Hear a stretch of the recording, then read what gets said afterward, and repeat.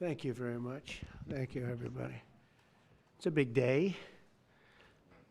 Should be fun. I don't know. You'll maybe find reasons why it's not, but I can't imagine because we have a lot of great things happening. It's been a very strong week and a very strong weekend. Before we begin, let me say a few words about the historic events that took place over the last few days. On Saturday, my administration helped broker a full and immediate ceasefire, I think a permanent one, between India and Pakistan, ending a dangerous conflict of two nations with lots of nuclear weapons. And they were going at it hot and heavy, and it was seemingly not going to stop.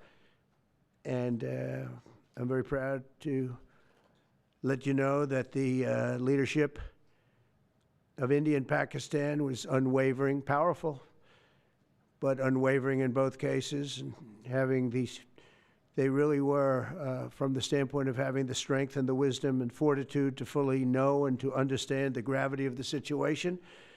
And we helped a lot. And we helped also with trade. I said, come on, we're going to do a lot of trade with you guys. Let's stop it. Let's stop it. If you stop it, we're doing trade. If you don't stop it, we're not going to do any trade. People have never really used trade the way I used it. That I can tell you. And all of a sudden they said, I think we're going to stop. And they have. And they did it for a lot of reasons, but trade is a big one. We're going to do a lot of trade with Pakistan. We're going to do a lot of trade with India. We're negotiating with India right now. We're going to be soon negotiating with Pakistan. And we stopped the nuclear conflict. I think it could have been a bad nuclear war. Millions of people could have been killed, so I'm very proud of that. I also want to thank Vice President Vance and Secretary of State Rubio for their work and efforts. They worked very hard on that. We also, as you know, created a situation where the Houthis, for the first time ever, have ceased firing, and they've let it be known that they're not going to be firing at American ships anymore, not going to be firing at Americans anymore. This was a heavy barrage that lasted for approximately 50 days. And as you know, they've been in war essentially for forever. But over the last 10 years, they've been very difficult for other countries. Nobody was able to do what we did. But they stopped, and we take their word for it. Their surrogates and them directly said, we don't want to do this anymore. And so we were satisfied with that. In addition, yesterday we achieved a total reset with China after productive talks in Geneva. Both sides now agreed to reduce the tariffs imposed after April 2nd to 10% for 90 days as negotiators continue on the larger structural issues. And I want to tell you that a couple of things. First of all, that doesn't include the tariffs that are already on, that are our tariffs, and it doesn't include tariffs on cars, steel, aluminum, things such as that, or tariffs that may be imposed on pharmaceuticals, because we want to bring the pharmaceutical businesses back to the United States, and they're already starting to come back now based on tariffs. Because they don't want to pay 25, 50, or 100% tariffs, so they're moving them back to the United States. I spoke to Tim Cook this morning, and he's going to, I think, even up his numbers, $500 billion. He's going to be building a lot of plants in the United States for Apple, and we look forward to that. I really do look forward to that. But the talks in Geneva were very friendly. The relationship is very good. We're not looking to hurt China. China was being hurt very badly. They were closing up factories. They were having a lot of unrest. And they were very happy to be able to do something with us. And the relationship is very, very good. I'll speak to President Xi maybe at the end of the week. We have some other things we're doing. But one of the biggest things that we're doing, and I don't know if people realize this, but we made a great deal with China, a great trade deal, but it was a much bigger deal originally, and then they canceled it right in the last day. Some of you faces I remember were there when that happened. I remember you. And we had a deal where they opened up their country to trade with the United States. And they took that away at the last moment, and then I canceled the whole thing. And then 6 months later, we ended up doing a smaller deal. But it was a big deal. It was $50 billion worth of product that they were going to purchase from our farmers, et cetera.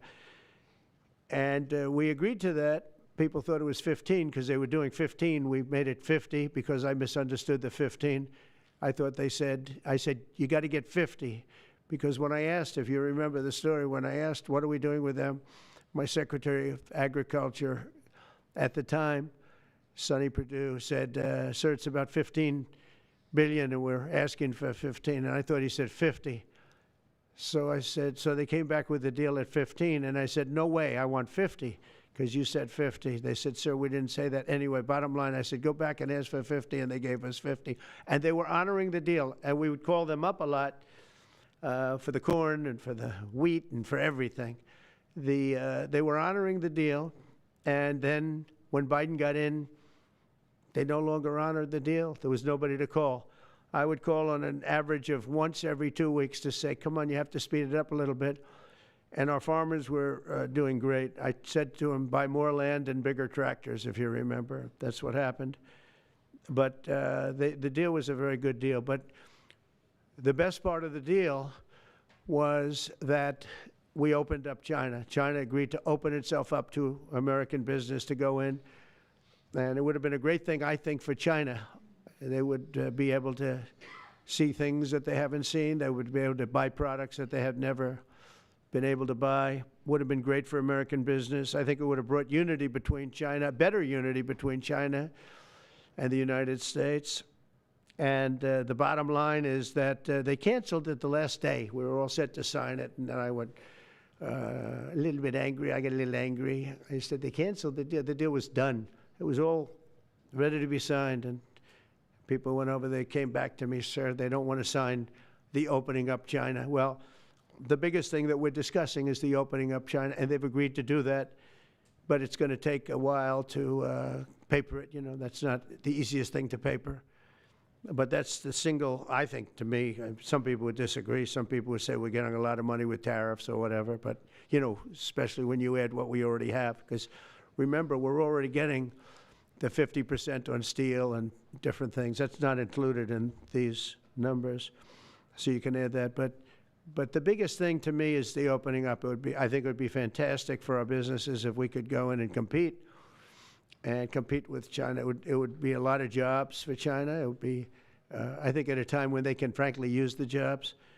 And that's what we're talking about. So that's a very, very important element to add. So when Scott, I watched him speak the other day, and I think he didn't want to say it, but I said, it's okay to say it. Look, if we don't get it, we don't get it. But if we don't get it, it won't be a positive thing.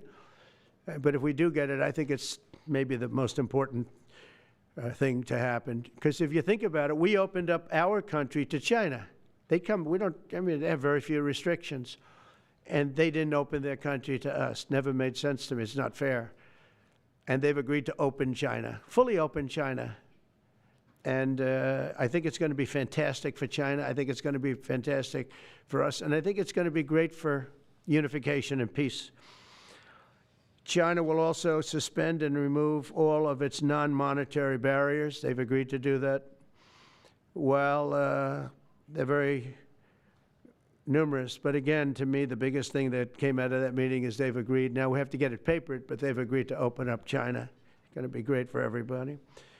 And third, I'm very happy to announce that Idan Alexander, an American citizen who until recently most thought was no longer living, thought was dead, is going to be released in about 2 hours, actually.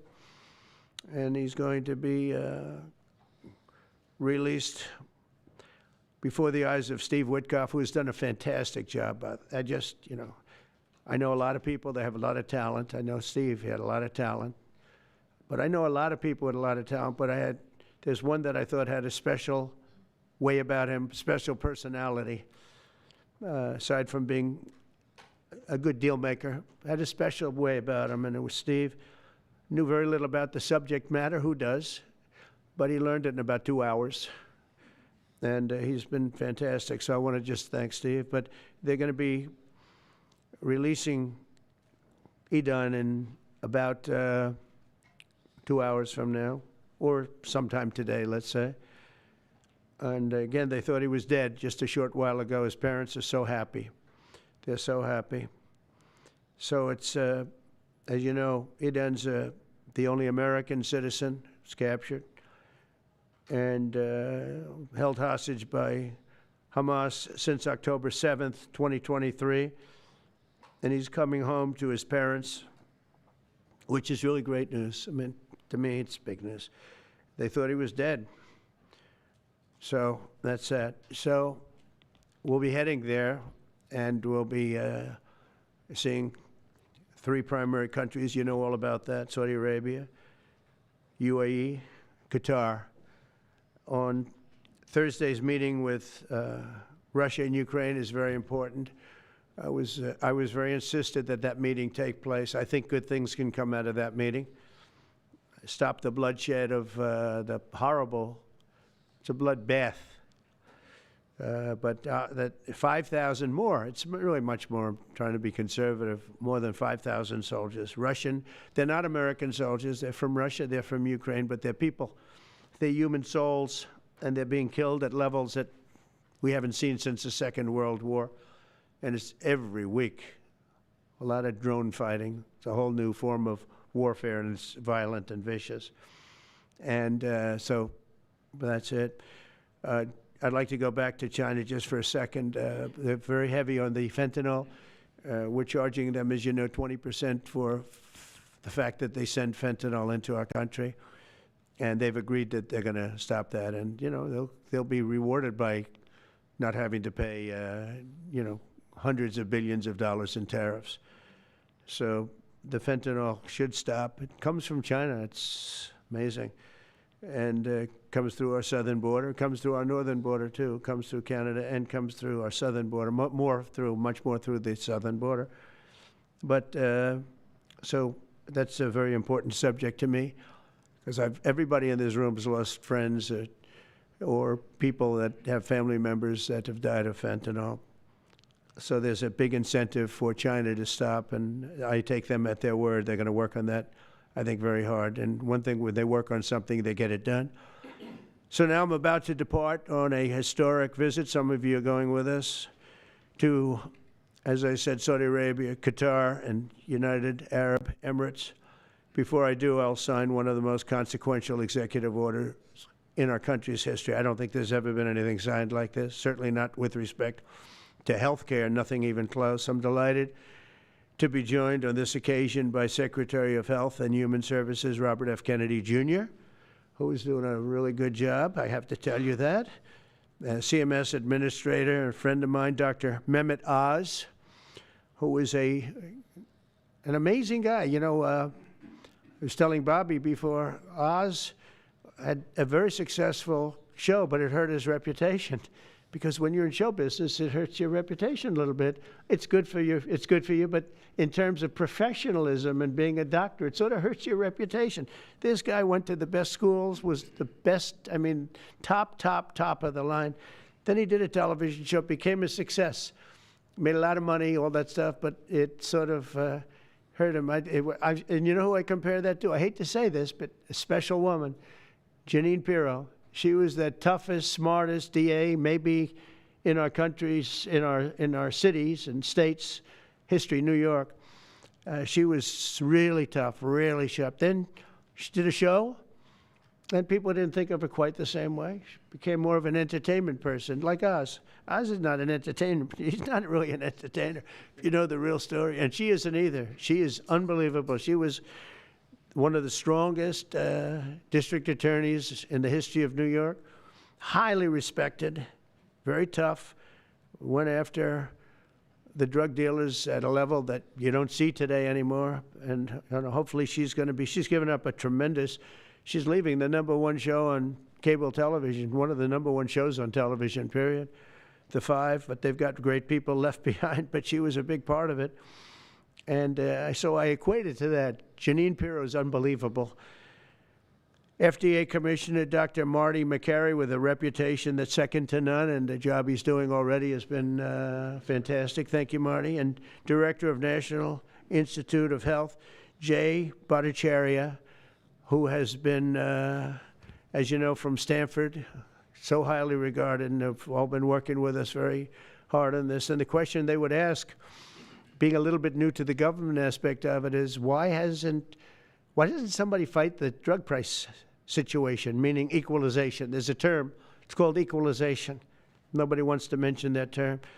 And I'm not knocking the drug companies. I'm really more knocking the countries than the drug companies, because they're forced to do things. But the drug lobby is the strongest lobby in this country, they say, the drug lobby. It's between that and lawyers. And they have a lot of power. But starting today, the United States will no longer subsidize the health care of foreign countries, which is what we were doing. We're subsidizing others' health care. Countries where they paid a small fraction of what, for the same drug, that what we pay many, many times more for.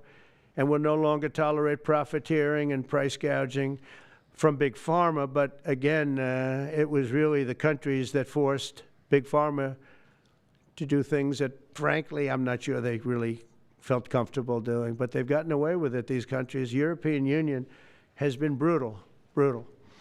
And the drug companies actually told me stories. It was just brutal how they forced them. And European Union suing all our companies, Apple, Google, Meta. They're suing all of our companies. They end up, they have judges that are European Union-centric, and they get rewarded $15 billion, $17 billion, $20 billion, and they use that to run their operation. Not going to happen any longer, that I can tell you.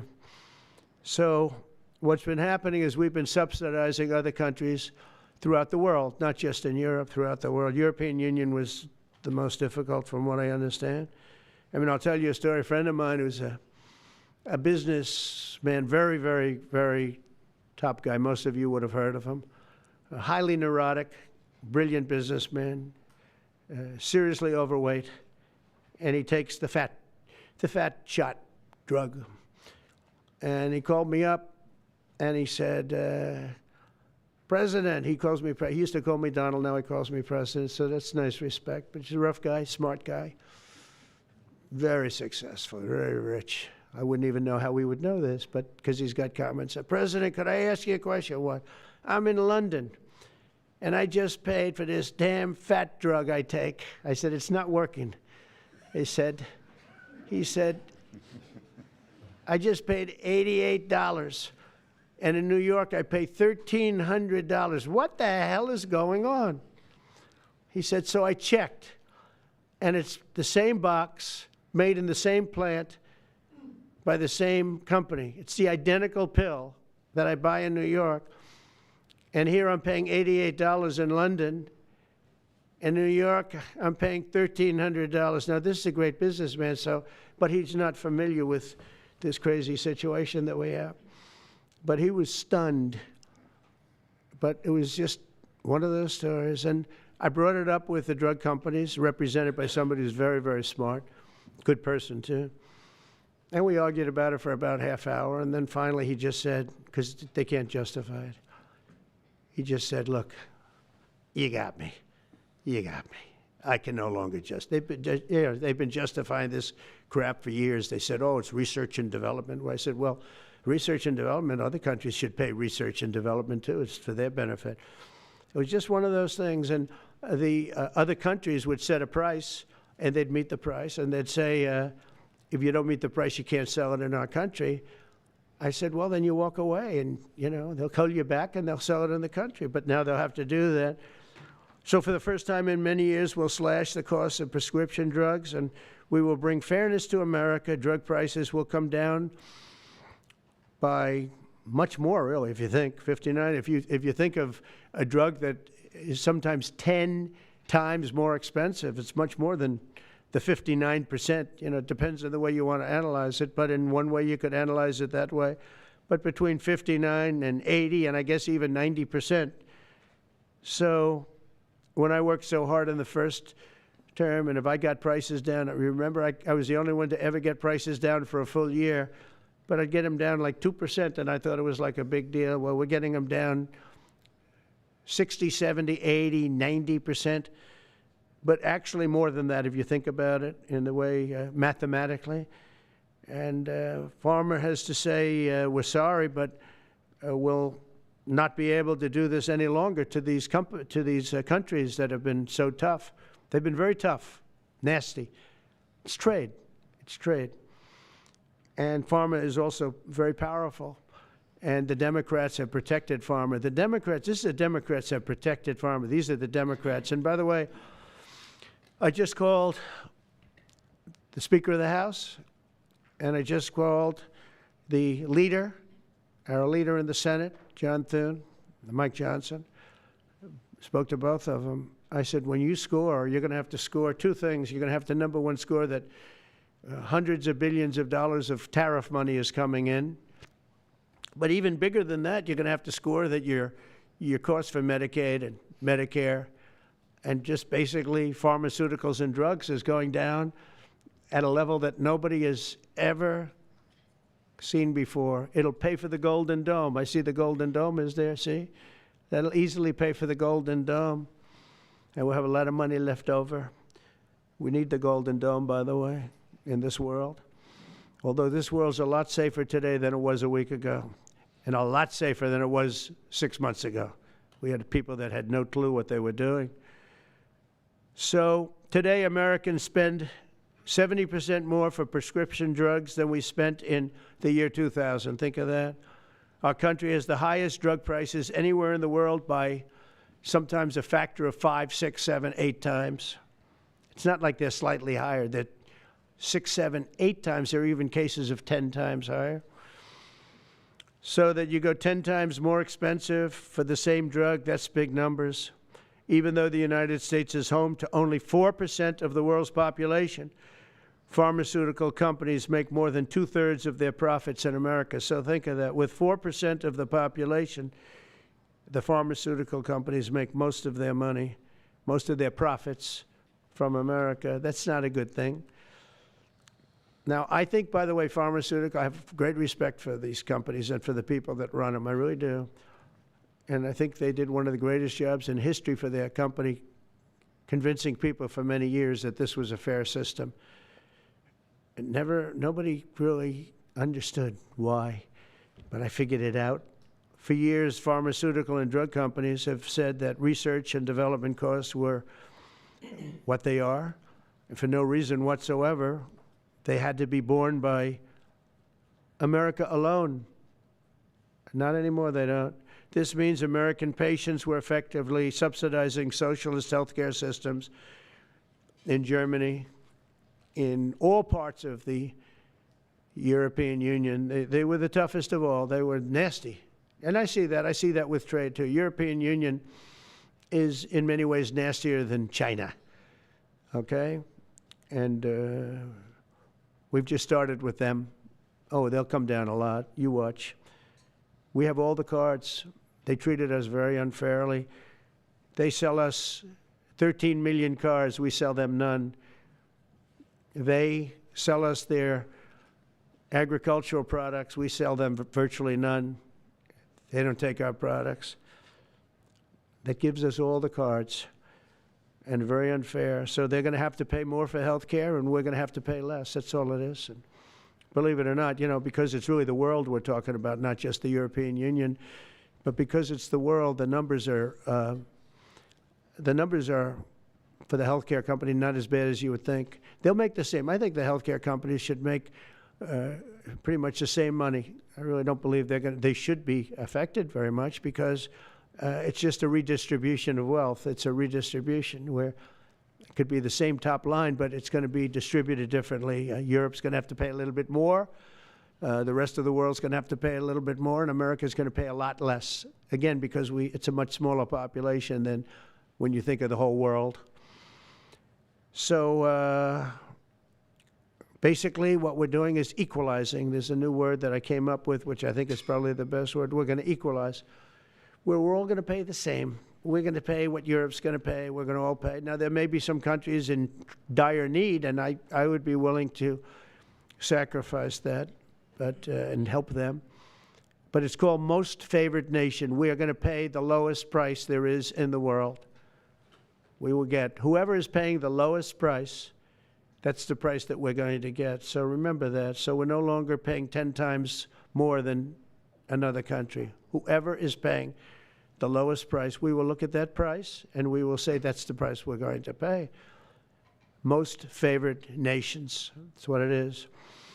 One breast cancer drug costs Americans over $16,000 per bottle, but the same drug from the same factory, manufactured by the same company, is 1/6 that price in Australia and 1/10 that price in Sweden. 1/10 for the identical product. A common asthma drug costs almost $500 here in America, but costs less than $40 in the United Kingdom. So $40 in the United Kingdom, which is where this gentleman told me he paid a small amount for his shot. But think of that. So $40 versus $500 here. That's not even bad. There are much worse examples. And the weight loss drug, Ozempic, costs 10 times more in the United States than in the rest of the developed world. 10 times more. Why? Why? What did we do? Suckers. But we never had a president that had the courage to do this. And nobody knew the system like I do. I mean, I've gotten to know this system so well. And I don't think it's fair that it benefits Obamacare. Obamacare is a failure. It's not a good health care. It works. I made it work. I had an obligation to make it work, or an obligation to let it die. I chose that we had to make it work. I had to make it as good as possible. And I had a choice. I could have let it fail or make it as good as possible. As good as possible means it was still not very good, but it survived. And we did the right thing. But this makes everything work. And I don't want to have a bad form of health care work because of the fact I was able to cut drug prices by 80 or 90%. So we're going to maybe come up with something. I think this gives the Republicans a chance to actually do a health care that's much better than Obamacare and for less money, which if you guys would work on that along with Congress. But I do want to say that Democrats could have done this a long time ago. They have fought like hell for the drug companies, and they knew they were doing the wrong thing. And it's going to be very hard. I was just telling the leader and the speaker that it's going to be very hard for the Democrats to vote against the one big, beautiful deal. The greatest tax cuts in history, greatest everything, but now you have the big drug prices because that's going to be included. It makes that whole situation different from a scoring standpoint. I just told them, I called them up about this. I said, I'm going to do something that's going to be very monumental, and you're going to be scoring. You better tell your people that this is going to score really well. And then add hundreds of billions of dollars in tariffs to your list also. But as big as the tariffs are, this is something that really hits quickly. 5 years ago, I signed an executive order to confront this disaster, but only confront it in a minor way. It was a good confrontation, but never to this extent. And it took people a little while to understand a very complicated system. But Joe Biden, without any knowledge of what he was doing, terminated the policy and then pretended to negotiate under a new system. And then you take a look, 5 out of the 10 drugs that he negotiated are now over 200% more expensive in America than the rest of the world, and far more expensive than when he even got involved. Much more expensive than when he got involved. Joe Biden's plan was as you know, because you wrote about it, you don't say it very loudly, but it was a very big failure, was his whole presidency. First, I'm directing the U.S. trade representatives and Department of Commerce to begin investigations into foreign nations that extort drug companies by blocking their products unless they accept bottom line and very low dollar amounts for their product, unfairly shifting the cost burden onto American patients. and we'll be taking a look at that very strongly. The biggest thing we're going to do is we're going to tell those countries, like those represented by the European Union, that, that game is up, sorry. And if they want to get cute, then they don't have to sell cars into the United States anymore. It's a very big subject. And they won't get cute, because I'll defend the drug companies from that standpoint. They were given a price by the European unions and other countries. This is what you do. This is what we're going to pay. We're not going to pay any more. Let America pay the difference, because there was a big shortfall. Let America pay it. And that's what we did, but we're not doing it anymore. Next, my administration will secure what we're calling most favored nations drug pricing. The principle is simple. Whatever the lowest price paid for a drug in other developed countries, that is the price that Americans will pay. And we're using the term other developed countries because there are some countries that need some additional help, and that's fine. I think that's very good. Some prescription drug and pharmaceutical prices will be reduced almost immediately by 50 to 80 to 90%. Big Pharma will either abide by this principle voluntarily or will use the power of the federal government to ensure that we are paying the same price as other countries. To accelerate these price restrictions and reductions, my administration will also cut out the middlemen. We're going to totally cut out the famous middlemen. Nobody knows who they are, middlemen. I've been hearing the term for 25 years, middlemen. I don't know who they are, but they're rich. That I can tell you. We're going to cut out the middlemen and facilitate the direct sale of drugs at the most favored nation price directly to the American citizen. So we're cutting out, Bobby, the middlemen. It's so important, right? You got to do that. They're worse than the drug companies. They don't even make a product, and they make a fortune.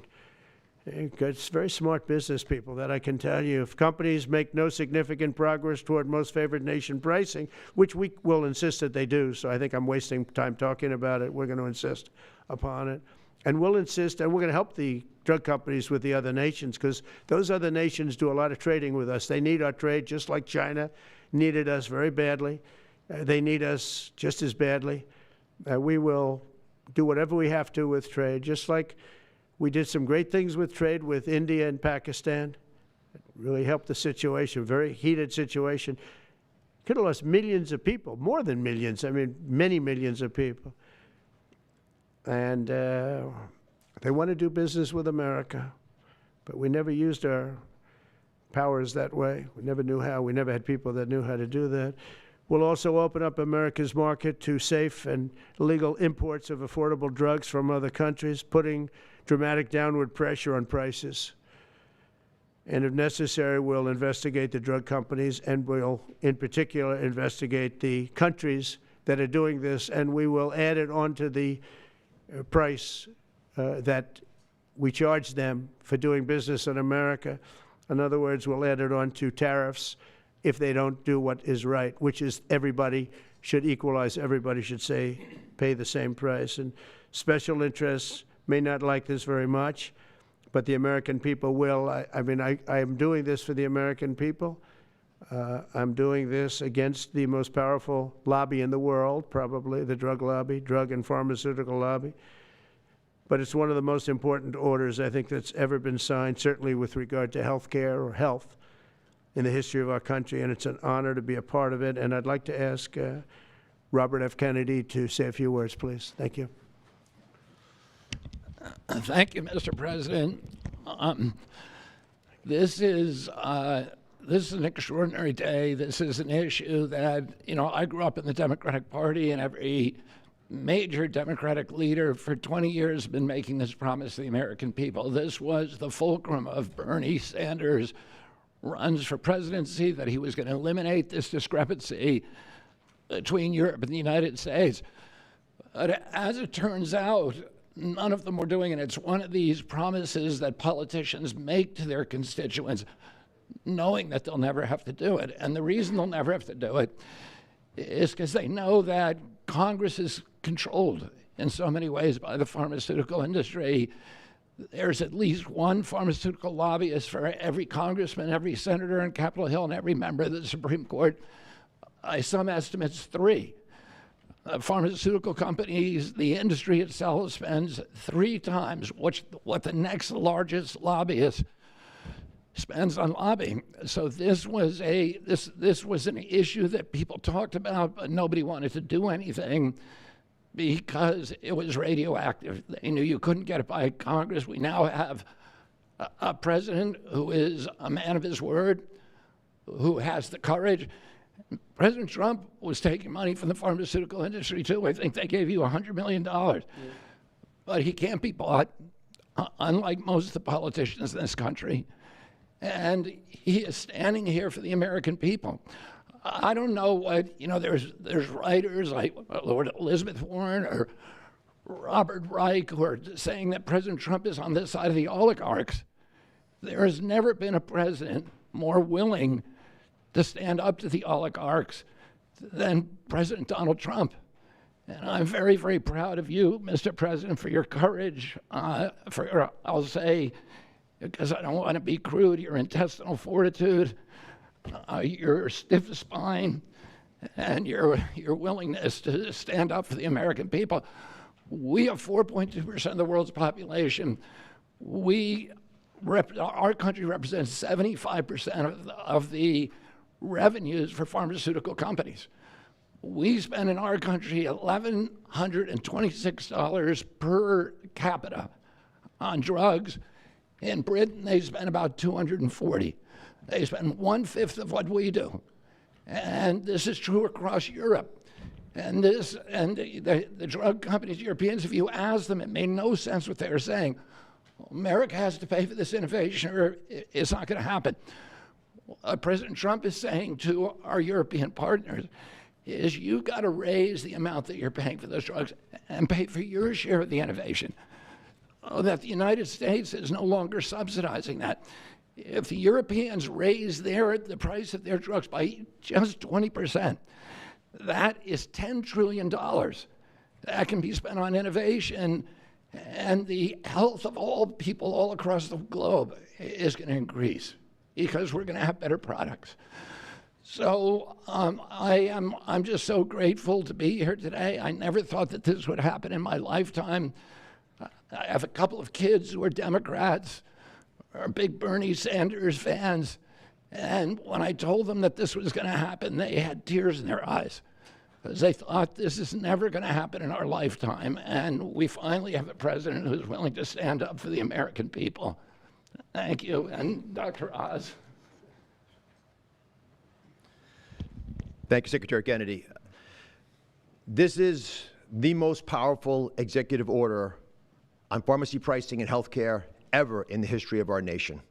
And it's only happening because we have a president with the fortitude, the guts to stand up to the withering criticism and lobbying that's going to occur as soon as folks hear about the executive order. So on behalf of the child in Philadelphia who's got an autoimmune disease with a $1,000 a month drug, or the older woman in Los Angeles who's on a blood thinner who can't afford her copay, I want to thank President Trump. God bless you for having the guts to take on this industry. Thank you, sir. Thank you very much. So let's talk about the details a little bit. And this is primarily about equalization, as President Trump said. It's about fairness. Think of NATO as a metaphor. When President Trump said, you've got to pay a little more so it makes sense for all of us, they came up. And the European countries contributed. The same thing we believe will happen in this situation. Most people who have thought about this process agree that it is patently unfair to tolerate the numbers that Secretary Kennedy and President Trump have reflected to you. On this chart to my left is a list of the 10 drugs that were negotiated in the IRA. Again, this is the bill, the law, that regulates a negotiation process. This is the best price that was able to be obtained by the Biden administration. And if you look at these numbers, they actually reflect how much on top of the most favored nation price was being paid by the United States. So the closest to me, and Bob, you can point to the Jardiance, the closest one, 289%, the one that's closest to you. That means that we are paying in America 4 times more than that drug costs in other countries. Again, 100% is the baseline. It's 289% above that baseline. It goes all the way down to when we're paying 50% more than any other country. That's the range.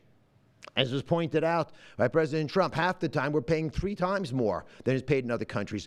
It doesn't make any sense for the system. That stated, President Trump has over and over again indicated, and Secretary Kennedy reflected as well, we want innovation. We want our technology partners doing the best they can to make the best solutions for drugs to cure as many people in America and around the world as possible. By getting our allies to pay a bit more, as they should be, and they should have for many years been doing, will course correct a problem that's gotten out of hand. And by doing that in a thoughtful, effective way, we're going to be able to get the pharmaceutical industry whole. Those jobs will still be here, will still be productive, will still be curing cancer and a slew of other ailments that plague humanity. America will still be the leader in this space, but we'll be paying the appropriate amount, the right-sized amount for those tasks. So over the next 30 days, the 4 of us up here, together with people standing in the back of this room who are doing a lot of the heavy lifting, are going to be approaching pharmaceutical companies to talk specifically about what we want the most favored nation price to be based on the best data we have.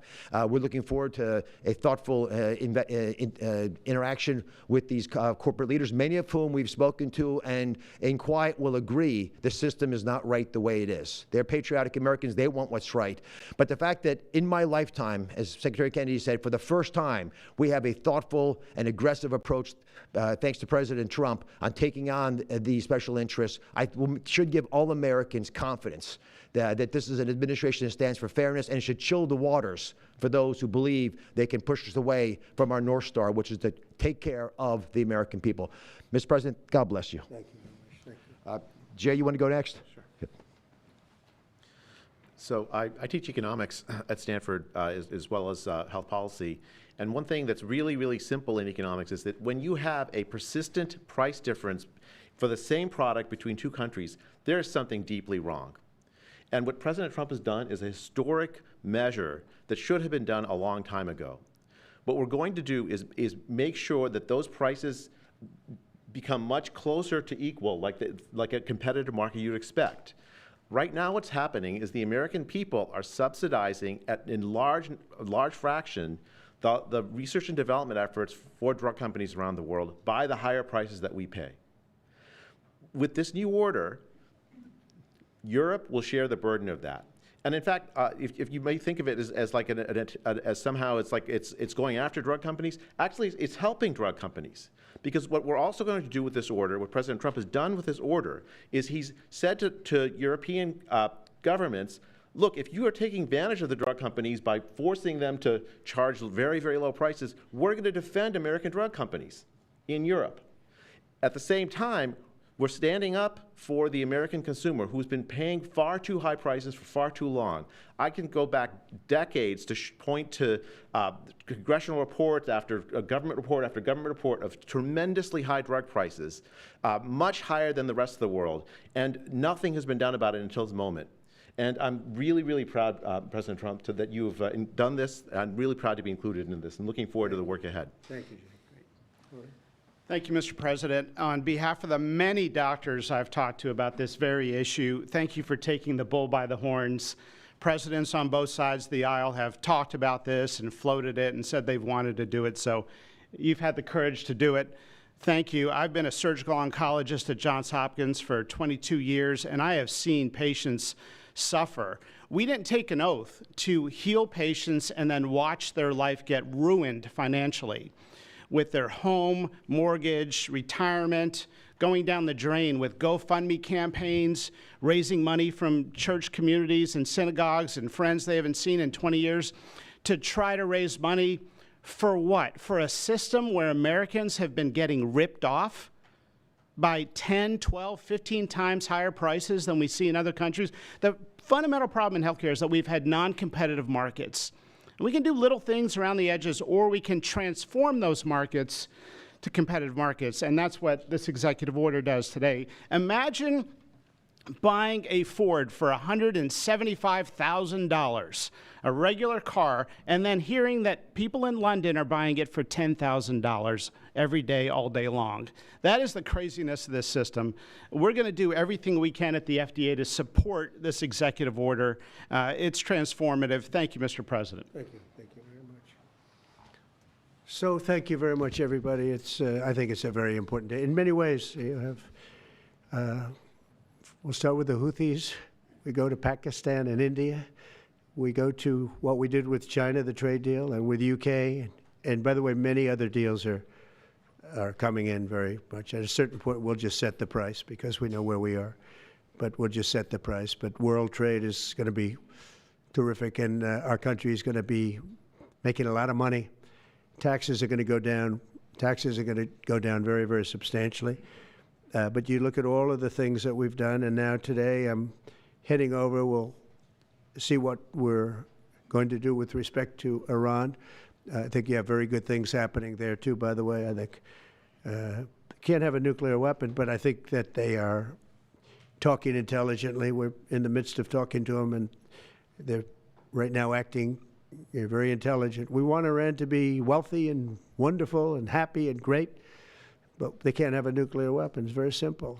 So I think they understand that I mean business, and I think they're being very reasonable thus far.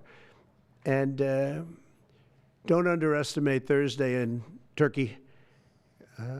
President Erdogan is going to be a great host, and we are doing some work with him having to do with Syria, too, by the way. We're going to have to make a decision on the sanctions, which we may very well relieve. We may take them off of Syria because we want to give them a fresh start. But President Erdogan's asked me about that. Many people have asked me about that because the way we have them sanctioned, it doesn't really give them much of a start. So we want to see if we can help them out. So we'll make that determination. But I think you're going to have maybe a good meeting. You have the potential for a good meeting, that a meeting wasn't going to take place. I insisted that that meeting take place. And it is taking place. And I think you may have a good result out of the Thursday meeting in Turkey between Russia and Ukraine. And I believe the two leaders were going to be there. I was thinking about flying over. I don't know where I'm going to be on Thursday. I've got so many meetings. But I was thinking about actually flying over there. There's a possibility of it, I guess, if I think things can happen. But we got to get it done. We got to save 5,000 lives a week. 5,000 lives is really more than that. It's worse than that. And when you see and you don't want to see it, but when you see the satellite photographs of the battlefield with arms and legs and heads all over the place, separated by 30 yards from bodies,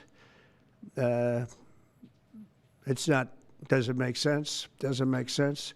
So we're working very hard to see if we can end that bloodbath. Okay, there shouldn't be too many questions. It's been covered pretty well. Mr. President, thank you for taking questions. Two quick ones for you, starting on trade. If a longer-term deal is not reached with China at the end of these 90 days, can the American people expect those tariffs to go back up to 145%? No, but they would go up substantially higher. Okay, and then on You know, at 145, you're really decoupling because nobody's going to buy.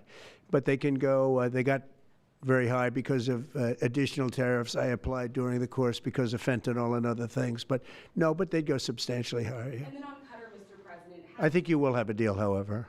you're confident that there will be a deal. On Qatar, has Qatar asked for anything in exchange for that $400 million luxury jumbo jet? And how can the American people be so sure that they will not in the future?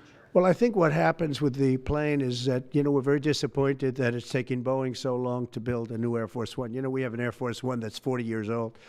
And if you take a look at that compared to the new plane of the equivalent, stature at the time, it's not even the same ballgame. You look at some of the Arab countries and the planes they have parked alongside of the United States of America plane, it's like from a different planet. And it's close to 40 years old, might be more than 40 years old now. And we, when I first came in, I signed an order to get it built. I took it over from the Obama administration. They had originally agreed. I got the price down much lower. And then when the election didn't exactly work out the way that it should have, a lot of work was not done on the plane because a lot of people didn't know. They made change orders that were so stupid, so ridiculous. And it ended up being a total mess, a real mess. And when I came back, I said, by the way, what's going on with the Boeings that are coming in? Well, sir, they're way behind. And they are. They're way behind. They were way behind. Another mess that I inherited from Biden. And it's going to be a while before we get them. And I think Qatar, who has really, we've helped them a lot over the years in terms of security and safety. I think they, and very, very nicely, and I have a lot of respect for the leadership and for the leader, Qatar. And I think they knew about it because they buy Boeings. They buy a lot of Boeings.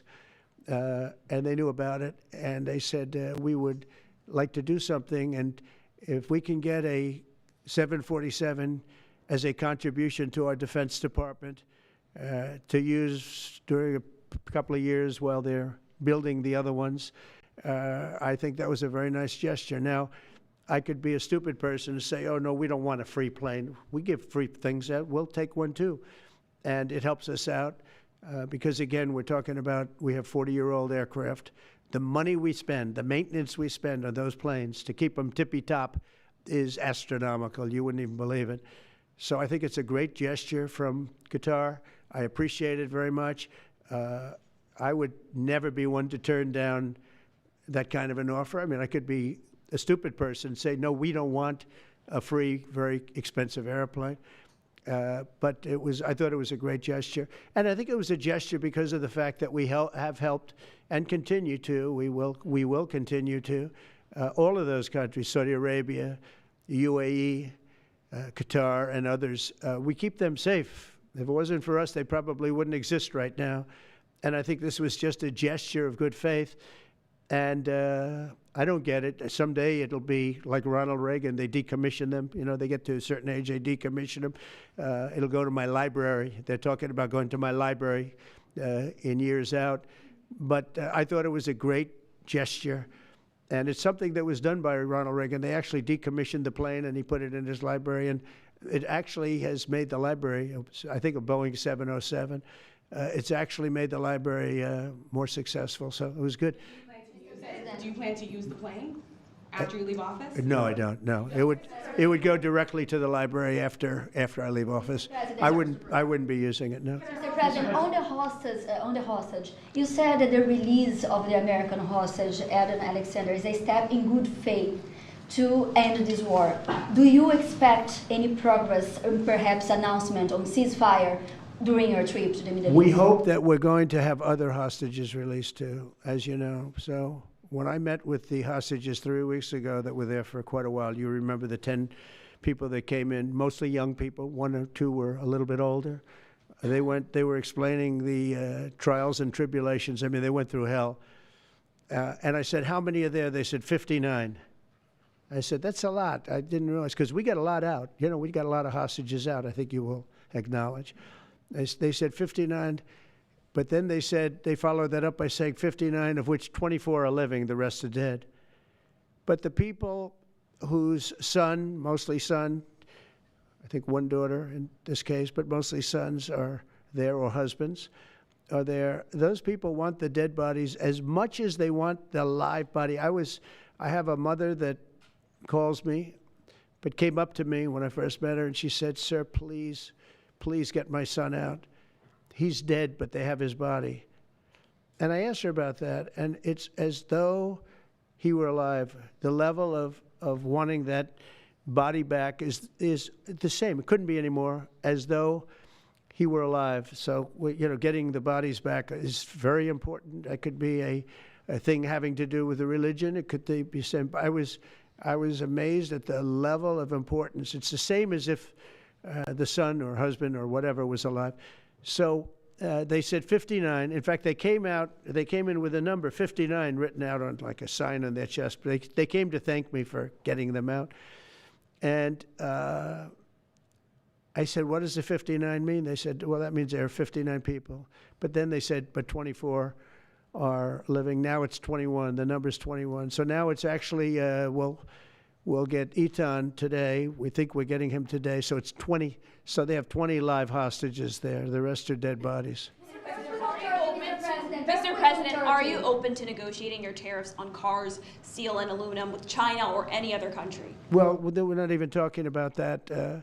We're bringing the car business back into this country. We have commitments, and not only commitments, they've already started construction on many plants. They've left Mexico in a few cases. In a few cases, they've left Canada. They're not going to build in Canada. They're going to build here because we have the market. And the tariffs, have been amazing. The election and the tariffs. November 5th was a big day, and on top of that, of course, you wouldn't have the tariffs without the election, I guess, if you look at it. But we have at least 11 committed massive car factories that are going to be built, that are in the process of being built.